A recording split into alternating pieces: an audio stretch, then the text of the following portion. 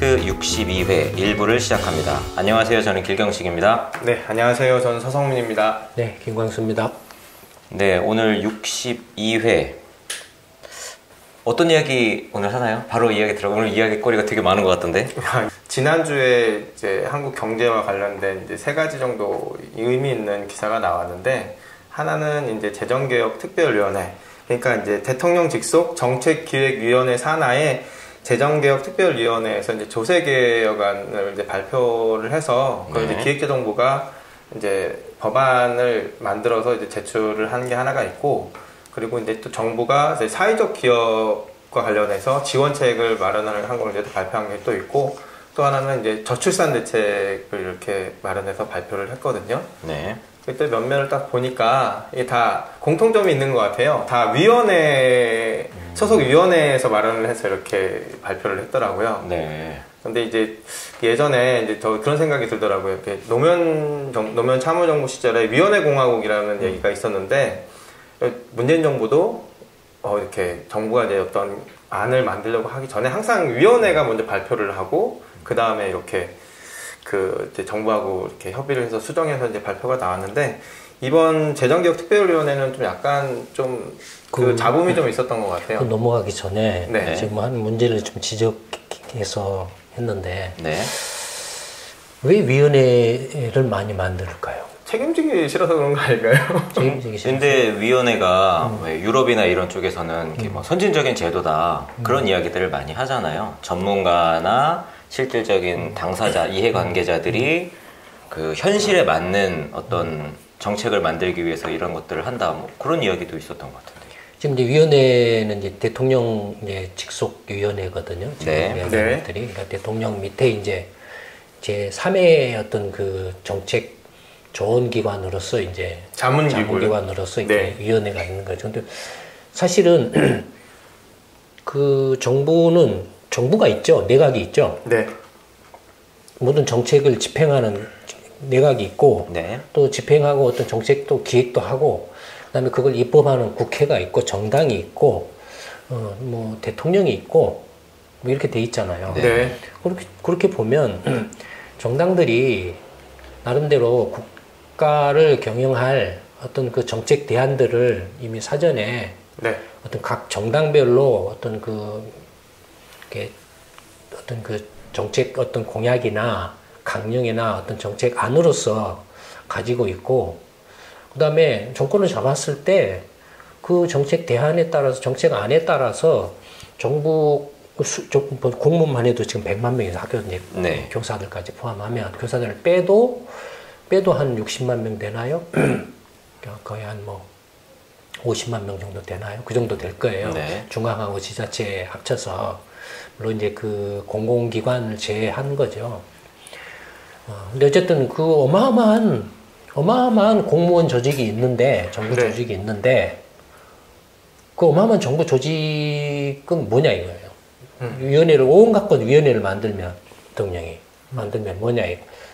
만약에 정당들이 국가를 경영할 수 있는 정책 안들을 사전에 오래전부터 자기 정당의 어떤 그 정책 공약이나 노선이나 어떤 철학들을 이렇게 담고, 그다음에 우리 당은 나라를 이런 식으로 경영해 가겠습니다. 이걸 실현하기 위해서는 이러이러한 분야에 대해서 이러이러한 정책들을 이렇게 준비를 했습니다라고 홍보하고 국민들을 설득해서 이제 선거 때 표를 얻어가지고 정권을 잡으면 그걸 이제 실행하면 되잖아요. 그쵸. 그래서 실행해서 이제 뭐 다소간의 뭐 시행착오도 있을 수도 있고, 그래서 다시 그걸 재수정 보완하고 이렇게 가면 되잖아요. 그렇죠. 근데 노무현 정부 때나 위원회 공화국이라고 말했잖아요. 그렇죠. 근데 문재인 정부도 지금 온갖 이제 분야에 대해서 다 위원회가 지금 만들어져 있어요. 이게 좀 이명박 정부하고 조금 비교를 해보면, 이명박 정부가 마지막 해 505개였고 박근혜 정부는 556개. 근데 노무현 정부는 이제 2008년 579개 이렇게 돼 있다고 하더라고요. 이제 문재인 정부는 지금 이제 막 위원회가 늘어나고 있는 상황이라서. 아니, 그런 위원회가 아니고 대통령 직속으로 있는 거 위원회를 이렇게 이야기를 하면, 그러니까 그 예를 들어서 이제 대통령 직속으로든 아니든 위원회가 필요한 경우는 네. 네. 필요한 경우도 있어요. 언제인가요, 그게? 필요한 경우는 뭐냐면 예를 들어서 이게 정치적인 중립성이 요구되는 거. 아, 예전에 소장님 말씀하신 기억나네요. 예, 교육 문제 특히. 예, 그런 거라든지 정치적인 중립성이 요구되는 거라든지 뭔가 화급한 과제가 생겨서 네. 신속성이 요구되고 고도의 어떤 전문적이면서도 네, 신속성이 요구될 때 그러니까 이른바 이제 특수한 목적을 위해서 어떤 면에서 보면 한시적으로 이렇게 만들어서 이렇게 하죠. 그래서 그 목적이 달성되면 없어지고. 그러니까 기본적으로는 정부 조직이 있어요. 공무원이라는 그 몇십만 명에 달하는 정부 공무원 조직이 있어요. 네. 그럼 위원회를 이렇게 대통령이 정권을 잡아가지고 대통령이 돼서 위원회를 쫙 만든다라는 것은 이게 뭘 말하냐면 정부를 안 믿는다라는 거예요. 신뢰를 안 한다라는 소리, 대통령이, 아니면 집권당이. 네. 아니면 장악하지 못한다는 또 그런 의미도 있지 않아요? 안 믿는다라는 소리예요. 근데 그 대통령이 인사권을 가지고 있기 네. 때문에 당연히 장악은 하죠. 장악은 하는데 믿지 않는다라는 거예요. 못 믿는다라는 거예요. 근데 소장님, 그 위원회들도 각 해당 부처에서 생산된 자료들과 데이터들을 가지고 이걸 할 텐데. 그러니까 그건 이제 한국의 현실이죠. 네. 그러니까 어차피 위원회를 만들어도 이른 공무원이 또. 이런 공무원이 하고 그 자리는 감투 자리예요. 감투 자리. 자리 나눠주는 이렇게 선거에서 이겨가지고 정권을 잡은 데 대한 어떤 보상 같은 거네요. 보상이죠. 아, 그 위원회 근데 어쨌든 잘라서 미안한데 어쨌든 그 노무현 정부나 문재인 정부나 대통령 직속의 위원회를 이렇게 많이 만들었다라는 것은 기본적으로 그 정부 관료들을 안 믿는다라는 거예요. 불신한다라는 거예요. 그러니까 예를 들어서 이제 불신을 그러면 이제 벌써 이 자체부터 문제가 생기는 거죠. 그러네요. 불신하면 구조 자체가. 네, 자체부터. 그럼 불신한다라는 건 뭘 말하냐면은 정권을 잡았는데 이게 전에도 계속 제가 이야기한 것처럼 야당 시절에는 아무런 그냥 준비도 안 하고 없다가. 없이 탱자탱자하고 그냥말로 새누리 이중대로 있다가 새누리당 없으면은 존재 이유도 없고 네. 그게 빠돌이들도 야, 이명박 박근혜는 어쨌는데 그러니까 이 빠돌이들도 이명박 박근혜 없으면 할 얘기가 없어요. 그래서 새누리 이중대예요.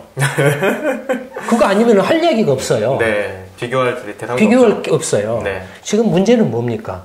어떻게 하면 지금 문제를 풀어서 앞으로 나아가느냐가 중요해요. 이게 새누리가 됐든 민주당이 됐든 누구 개통이당이 됐든 네. 그런 게 중요한 게 아니다 이거예요. 네. 문제를 해결하는 게 중요하죠. 네, 당장에 지금 중국하고 경쟁해가지고 막 팍팍 날아가고 있는데 그러면 어떻게 경쟁력을 확보해서 일자리를 만들어서 갈 건가? 그 문제를 어떻게 풀어갈 건가? 라든지 네.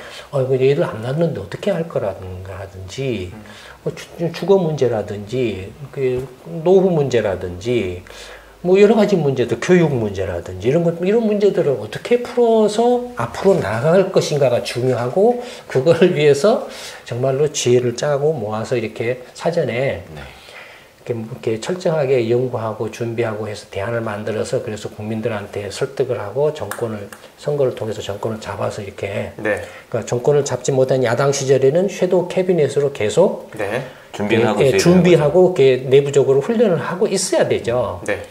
전혀 그런 것도 없이 정권을 잡은 놈이나 정권을 못 잡은 놈이나 하는 짓은 뭡니까? 하등 게 바뀐 게 없어요. 그러니까 이명박 때 하는 짓이나 박근혜 때 하는 짓이나 지금 문재인 정부 때 지금 국회가 하는 짓을 봐보세요. 발목 잡기만 하는 아니 하등에 변한 게 없어. 똑같아요. 네, 똑같이 반대만 하죠. 그러니까 어느 놈이 잘하고 못하고 이런 문제가 아니고 네, 똑같아요. 그러니까 무슨 대안을 가지고 있는 것도 아니고 정권 잡으면 다 뭐냐면은 이명박이나 박근혜나 노무현이나 이명박이나 박근혜나 문재인이나 다 뭐라고 말하냐면은 네가 잘해. 정부 네가 잘해. 관료들 네가 잘해. 네.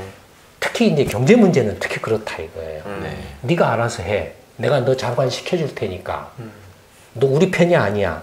이것부터 확인하고. 그렇죠. 너 우리 편이지? 그래. 그럼 네가 알아서 잘해. 이렇게 한다 이거예요. 이명박 박근혜 정권은 같이 이제 완전히 정말로 똘마니들을 갖다가 탁탁 심어가지고 더불어서 같이 해먹으려고 이렇게 했기 때문에 서로 하다못해 그 죽이라도 맞았죠. 근데 노무현 정부나 문재인 정부는 안 믿는 거예요. 안 믿는 거. 그러니까 노무현 대통령 할 때부터 나하고 한판 뜨자는 거냐 뭐 이런 식으로 이야기를 하고 네. 온갖 위원회를 만들어서 위원회에서 결정하면 공무원들이 어떨 것 같아, 어떤 행동을 보일 것 같아요. 근데 니들끼리 해봐. 그렇죠. 아무래도 그렇겠죠. 왜냐하면 헌법으로 자를 수가 없으니까. 네, 네. 네. 5년만 버티면 돼. 근데 이번 이 위원회와 관련해서 이 문재인 정부에서 계속 하는 이야기는 이제 뭐 수기 민주주의 이야기하면서 여론을 반영하고 뭐 그 이야기를 계속 하는 것 같아요. 위원회 같다가. 생쇼, 완전 사기죠. 그러니까 사기죠. 아까도 말씀드렸던 것처럼 국가를 경영하는 것은 정치거든요. 네. 정치라는 것이 무슨 국회 모여가지고 뭐 저놈이 뭐 빼먹었네 어쩐네 저놈이 뭐 했네 하고 서로 치고받고 싸우고 밥그릇 싸움하고 정말로 국민들은 아무도 관심 없고 넌덜머리를 내고 네. 네. 정말로 저게 정치야라고 이렇게 하는데 지들끼리만 그 짓을 하고 또 그걸 둘러싼 빠돌이들이나 그 언론들이나 서로 이렇게 편갈라 가지고 무슨 진영 논리네 뭐네 그렇죠. 말도 안 되는 짓을 싸우고. 하고 있고 예. 근데 위원회를 만들면 입장을 바꾸는 생각을 해보세요. 위원회를 만들면 네. 안 해버려요. 그렇죠. 나를 불신하는데 누가 내가 이렇게 하겠냐 이거예요. 그 다음에 그 국가를 어떻게 경영해야 어떻게 경제 문제를 어떻게 풀어야 될지에 대해서 대안이 없기 때문에 그냥 정권을 잡으면은 긁어 모아요. 긁어 모아요. 네. 너 내 편이 아니야. 너 같이 캠프에 했었어 안 했어? 뭐 이렇게 긁어 모아요. 네. 긁어 모아가지고 거기서 누구를 경제부총리를 시킬까, 누구를 뭐 선장부 장관을 시킬까, 뭐 이런 걸 해요. 밥그릇 싸움을 해요. 네. 근데 이제 심지어는 그 문재인 정부 같은 경우는 제가 전에도 말씀드렸죠. 느닷없이 정권을 잡다 보니까 네.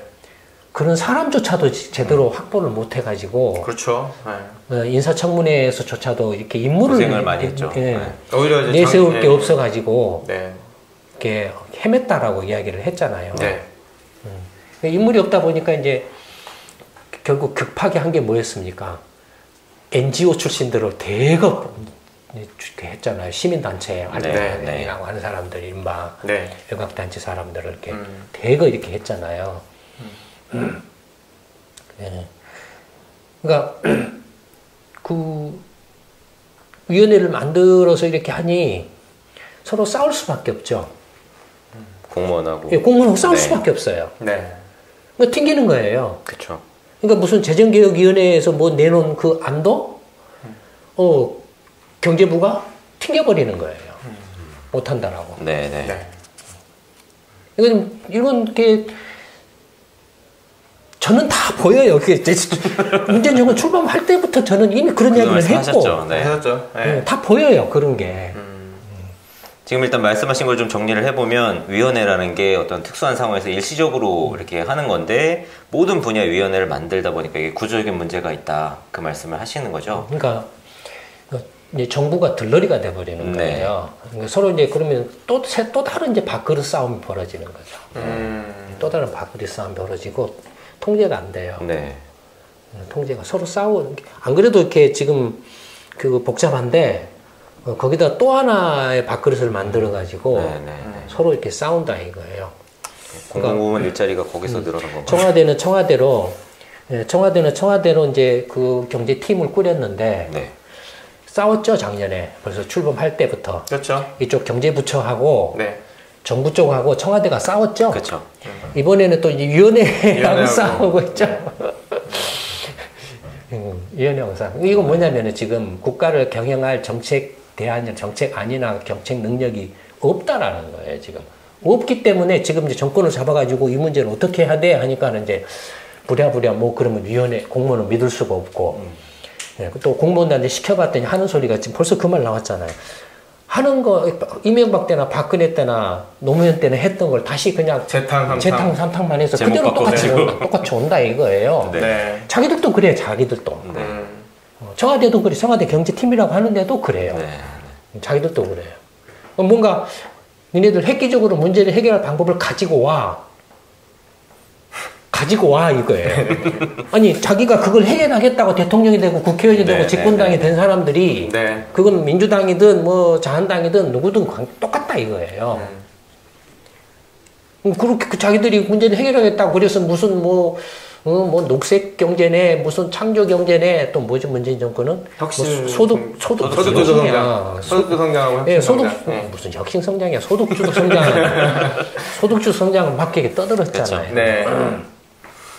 그러니까 모든 국민들을 또 이렇게 그 행복하게 만들어주겠다는 이른바 실질적인 보편적 복지도 떠들었잖아요. 네. 그때 공약에 보면은 첫 번째가 소득주도고 두 번째가 보편적 국민의 삶을 책임지겠습니다. 네. 그게 보편적 복지 공약이나 마찬가지죠. 네.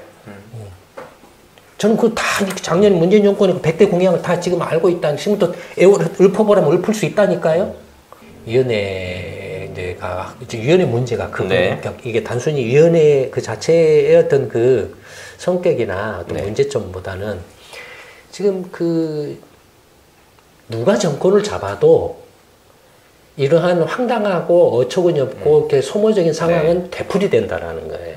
지금의 기존의 정치권 중에 누가 정권을 잡아서 국가를 경영한다고 해도 경제 문제는 해결하지 못한다라는 거예요.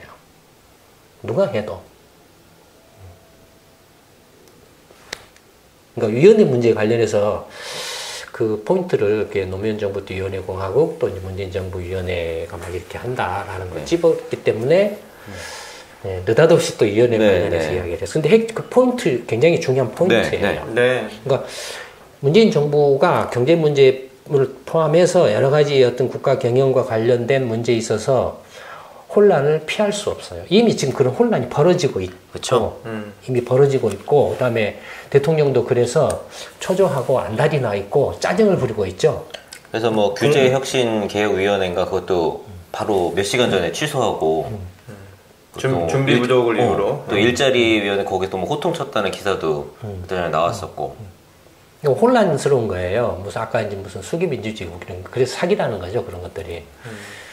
대책이 없이 그냥 정권을 잡았다는 대안 능력도 없이 그러니까 국가를 경영할 능력이 없으면서 정권을 잡아서 이제 말장난만 하고 있는 거예요. 말장난하는 데서는 경제 문제가 해결되냐 이거예요. 해결 안 돼요. 악화되는 거예요. 그러니까 이제 짜증을 내는 거예요. 이제 여기저기다가.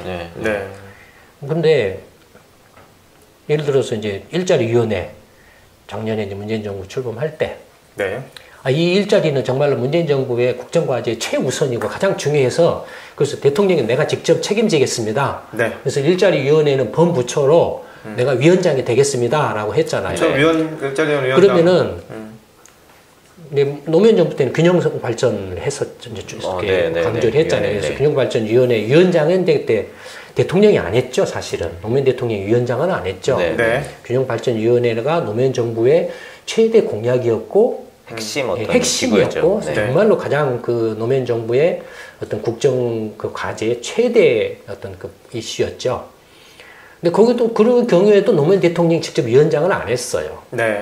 근데 일자리위원회는 이게 너무나도 중요해가고 그래서 문재인 대통령이 직접 챙기겠다. 그래서 내가 위원장이 되겠다.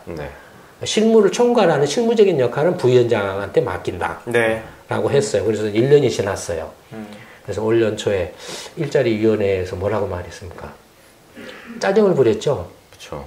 가시적인 성과가 없다. 그러면 일자리위원회의 위원장은 누구죠? 예전엔 이용섭 씨였고 부위원장이 위원장이 누구 방금 말했잖아요. 본인이죠. 자기가 일자리가 너무 중요해가지고 직접 일자리위원회를 만들고 본부처적으로 일자리위원회를 만들고 거기에 위원장으로 직접 해서 직접 챙기겠다고 작년에 그렇게 말했어요. 그래놓고 1년 뒤에 짜증을 내요. 안 챙겼다는 그 셀프 아니 본인이 위원장인데 책임은 누가 져야 됩니까 그러면? 위원장이죠. 이제. 위원장이 져야죠. 왜 짜증을 냅니까 그러면? 이게 지금 뭐가 뭔지를 모르는 거예요.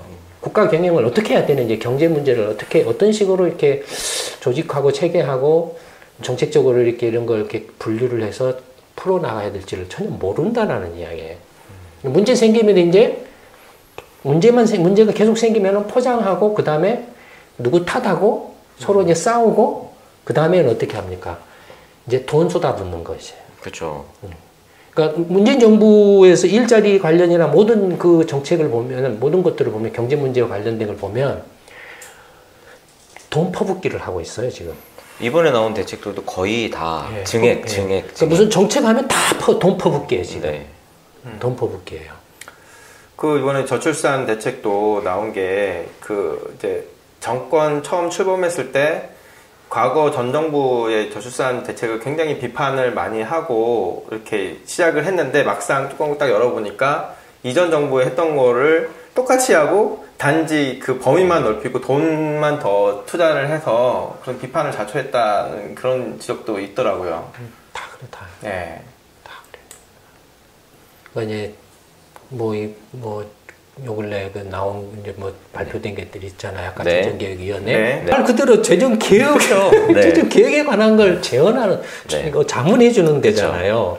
뭐 1년에 한 2번 정도 이렇게. 네, 상반기, 하반기. 만들어가지고 대통령한테 이제. 권고안을. 공고안을 내고 네. 그러면 그걸 이제 가지고 뭐 어떻게 한 해 만 해 이런 걸 하는데 그쵸. 한다고 네. 해서 만들어 놓은 거잖아요. 네. 예.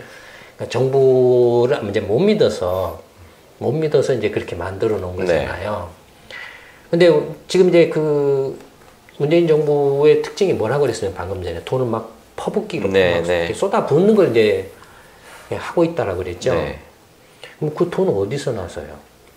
요번에 그 조세 제도나 이런 거 보면 다 증세와 관련된 이야기들이 많이 있더라고요. 증세. 네. 그러니까 그 어떤 형태로든 간에 그 세금 부담이 높아졌다라는 거예요. 네. 돈을 쏟아붓는다. 아니면 배질 내는 거예요. 그렇죠. 정부 채무를 막 내서 하는 네. 거예요. 근데 어떤 형태로든 간에 증세 부담이 높아졌고 아니면 이제 빚을 많이 내서 뭐 앞으로 이제 빚이 더 늘어날지 모르지만 네. 어쨌든 지금 뭐 담배세 인상이라든지 이제 부동산 거래가 좀 많이 늘어나가지고 네. 부동산 거래세라든지 이런 것들이 막 늘어서 이제 뭐 이렇게 막 좀 이제 그 쏟아부을 만한 그런 여력이 좀 생겼다라는 네, 거겠죠. 어쨌든 뭐 그래서 이렇게 했는데 뒤집어 놓고 말하면 다른 말로 말하면 이 증세나 이게 세 부담이 그러니까 소득이 취약한 소득이 중하위 계층에 대한 어떤 그 부담으로 이렇게 그 가고 부담이 상대적으로 높고 우리 고소득층의 부담이 상대적으로 훨씬 더 줄어들거나 적어지는 그런 구조를 이렇게 갖는다 이거예요. 그래서 이제 그런 것들을 좀 바꿔보자. 기존의 제도가 이제 그렇기 때문에. 네. 네. 그래서 이제 바꿔보자라고 네. 해서 이제 나온 게 뭐였냐면은 거론됐던 것 중에 하나가 보유세 논란이 있어요. 네. 그렇죠. 보유세는. 이번에 종부세 부자이고 가난한 사람의 구분은 가장 큰 차이는 뭡니까? 부동산 보유예요. 자산의 보유. 자동차 보유는 없는 사람도 얘들도 자동차는 그죠, 다 하고 네, 있잖아요. 집은 없어도 네. 뭐 네. 빚내서 사는 사람도 많이 네, 있으니까. 그리고 근데 자동차세는 엄청나게 나와요. 자동차 차값에 비해서 네. 자동차세는. 근데 부동산은 엄청난 그 소득 격차의 주 원인인데 네. 여기에 대해서는 조세 형평성이 확 무너져 있다 이거예요. 그렇죠. 반면에 중하위 소득 계층은 실질적으로 이 부가세가 있기 때문에 네. 소득 이하에 관계없이 자기 소비의 10%는 의무적 강제적으로 부가세로 세부담을 한다 이거예요. 그렇죠. 예를 들어서 이렇게 연말 정산이나 이렇게 소득세 월급 받아서 한 소득세는 뭐 상대적으로 적다고 해도 부가세 부담이 굉장히 크다 이거예요. 네. 실질적으로. 그러니까 부가세는 이게 소득에 비례한 세가 아니잖아요. 그쵸. 소비에 따라서 이렇게 부과된 거기 때문에 부자가 밥을 하루에 10끼를 먹습니까? 물론 비싼 거 먹을 그쵸. 수 있죠. 가난한 사람은 하루에 뭐 한 끼 먹습니까? 그거나 양쪽 다 3끼 먹죠. 네. 싸고 비싸고 약간의 차이는 있을지언정. 근데 거기에 대해서 내는 그 부가세 부담률은 그다지 차이가 없다 이거예요.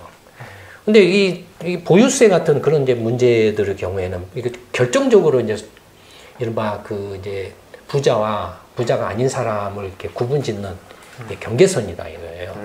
그런 것들이 이제 문제가 많이 돼서 네. 뭐 논란도 많이 되고 뭐 부동산 투기하고 관련돼서 뭐 이렇게 해서 그러면 이제 보유세를 강화를 하자. 네. 조세 형평성이나 조세 정의 실현을 위해서도 좀 보유세를 좀 강화하자라고 말이 나왔는데 네. 그래서 그걸 논의를 하고 그에 대한 안이 나올 줄 알았는데 보유세 이야기는 쏙 빠지고 네. 종부세하고 이제 예, 종합부동산세하고 그다음에 공시지가. 금융소득 과세 이야기하고 그러니까 그다음에 이게 기업 저기 뭡니까 저기 임대 네, 임대사업. 임대소득, 네. 임대사업자 네. 과세, 이가 이제 그런 걸 냈다 이거예요. 그래도 정부세도 노무현 정부 때 안보다도 아직도 훨씬 못 미치는 네. 네, 그런 어정쩡한 걸 냈고, 금융소득 과세를 이렇게 내놨는데, 이건, 예, 기획재정부가 튕겨버렸다 이거예요. 못하겠다고. 예, 튕겨버렸다. 그 다음에 이렇게 부동산 임대소득에 대한 과세 같은 경우도 거의 그냥 내용이 이렇게 있으나마나 할 정도의 네. 그리고 사실은 이제 임대사업자로 많이 전환시키고 그 임대사업자로 전환한 경우에는 굉장히 세제 혜택도 많이 주고 있거든요. 네. 그러니까 실질적으로 그러니까 그 개인이 예컨대 아파트를 100채를 가지고 있는 개인 명의로 100채를 가지고 있는 경우하고 그때는 이제 탈세 아예 그냥 세금 자체를 이렇게 낼 생각이 없었다. 근데 임대사업자로 전환하세요. 만약에 그냥 그 100채를 가지고 있었을 때 그대로 그 일반적으로 그냥 과세를 하면은 예를 들어서 한 1년에 뭐 한 채씩 세금이 나간다. 라고 치면 근데 이제 그걸 100채를 가지고 있을 때는 세금을 안 냈다 이거 예를 들어서 네. 거의 안 내다시피 했다 이거예요. 근데 그거 만약에 그걸 이렇게 뭐 그 기업이라든지 사업이라고 생각하고 네. 법인세라든지 개인의 어떤 자영업자들이 장사해서 내는 세금으로 환원해서 똑같이 매긴다라면 100채를 가지고 있으면 1년에 적어도 한 채씩은 세금을 낸다 이거예요. 예를 들자면 네. 한 채나 두 채씩은 세금으로 낸다 이거예요. 근데 이제 신고해라 하니까 신고를 안 한다 이거. 안 하죠. 네. 근데 알죠. 다 이미 저기 그 부동산 그 대장들에 이런 거 다 있으니까 네. 소유가 알죠. 예. 그다음에 그래서 이제 그러면 그 임대사업자로 전환해라. 네. 전환 안 한다 이거. 그럼 전환하면은 100채 가진 사람들 1년에 세금 한 채씩 낼 걸 한 0.1채 내는 걸로 해줄게. 네. 전환해라. 이거 꼬름수를 이명박 정부 때 했다 이거예요. 네. 네. 박근혜 때. 네. 그것도 안 하다가 이제 안 할 수 없는 상황에 이렇게 몰리니까 문재인 정부 들어와가지고 이게 임대사업자로 전환하는 숫자가 확 늘었다. 확 늘었다. 네. 이게. 그 임대사업자가 등록이 1년에 20만 명씩 늘어나는 거 있다. 그래서 20만 명씩 2022년인가 2020년까지 해서 100만 명인가 늘린다. 100만 명으로 늘리겠다. 뭐 이런 식으로 이야기를 한 게 있어요. 근데 어쨌든 그렇게 네.